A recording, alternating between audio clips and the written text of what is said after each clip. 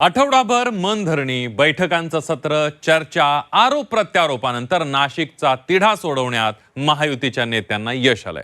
पण नाशिकचा तिढा सुटला असला तरी जळगावचा पेच मात्र शुक्रवारी सुद्धा कायम असल्याचं दिसलं.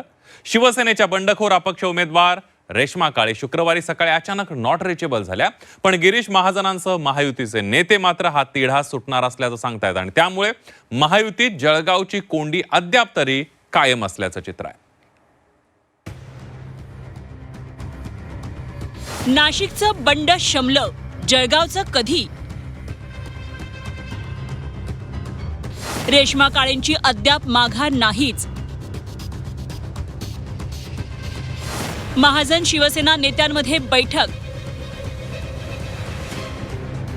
अंतिम निर्णय मात्र शनिवारी होणार. तिथे काही अडचण नाहीये. जळगावची अडचण आम्हाला निश्चित होती, कारण आमचं कित्येक बंधूंचे नाते पारिवारिक संबंध आहे, त्यामुळे ते उभे राहिले म्हणजे बिल माझ्यावर फाटलं असतं हे खरं आहे. राज्याचे जलसंधारण मंत्री गिरीश महाजन यांनी नाशिकचा तिढा सुटल्यानंतर केलेलं हे विधान. पण नाशिकचा तिढा सुटून 1.5 दिवस उलटल्यानंतरही जळगाव विधान परिषदेवर कोणताच तोडगा निघू शकलेला नाही. नाशिकनंतर जळगावचं बघू म्हणणाऱ्या शिवसेनेच्या बंडखोर अपक्ष उमेदवार रेश्मा काळे शुक्रवारी सकाळी नॉट रिचेबल झाल्या. पण त्यांच्यासोबत असलेल्या शिवसेनेच्या महिला आघाडीच्या जिल्हाप्रमुख सरिता माळी कोल्हे यांनी मात्र अद्याप माघारीबाबत कुठलाही निरोप नसल्याचं सांगत काळे भेटीगाठी घेत असल्याचं स्पष्ट केलंय. तिथे रोज सकाळी वार्डामध्ये किंवा प्रचाराचं जे काही नियोजन ठरलं असेल तिकडे जात असतात. ते लवकरच मोबाईल चार्ज वगैरे करून मी निरोप दिलाय, त्यांचा फोन चालू होणार आहे लवकरच.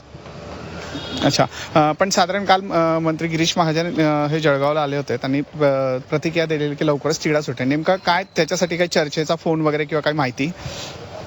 आपलं जे आधीपासूनच तुम्ही बघितलेलं आहे की ठरलं होतं की गोपाळ गीते दादांनी जर तिकडे पाठिंबा दिला तर इकडे आम्ही जळगावमध्ये पाठिंबा देऊ, आणि ते खरंच आहे. पण आतापर्यंत आमचे गिरीश काका असतील, गुलाबदादा असतील, पक्षश्रेष्ठी असतील, यांच्याकडनं महायुतीच्या कोणत्याही नेत्यांकडनं कोणताही निरोप उमेदवारापर्यंत गेलेला नाहीये.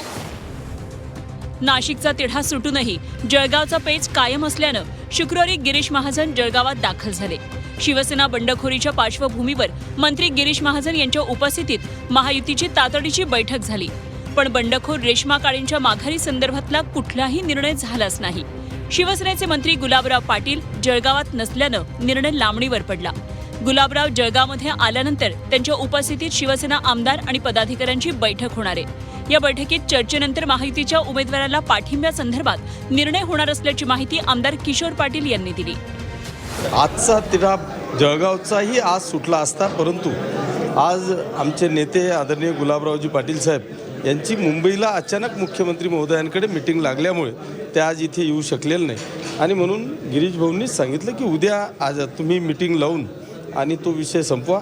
निश्चितच उद्या गुलाबभाऊंशी चर्चा झालेली आहे. आज ते रात्री पोहोचत आहे. उद्या मिटिंगमध्ये आमचाही सगळी चर्चा होऊन आणि तिढा सुटेल असं मला वाटतं. दुसरीकडे गिरीश महाजनांनी मात्र रेश्मा काळे शनिवारी पाठिंबा जाहीर करणार असल्याचं सांगितलंय.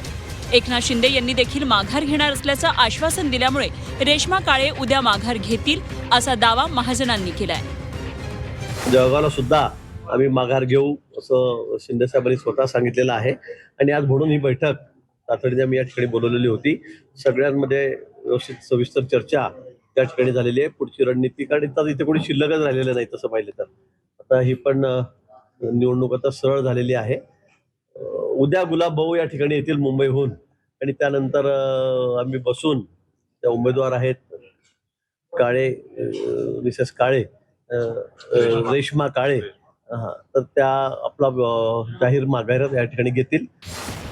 त्याचवेळी राज्यातील महायुतीच्या नेत्यांनीही जळगावचा तिढा सुटण्याचा विश्वास व्यक्त केलाय. प्रत्येकाचं आपापलं काही म्हणणं असतं, ते म्हणणं वेळेत ऐकून घेतलं गेलं तर प्रश्न संपतात. कधी कधी म्हणणं असताना जरा जास्तच म्हणणं मांडतो, जास्तच आडमोठी भूमिका घेतो, त्यातूनही प्रश्न ताणला जातो.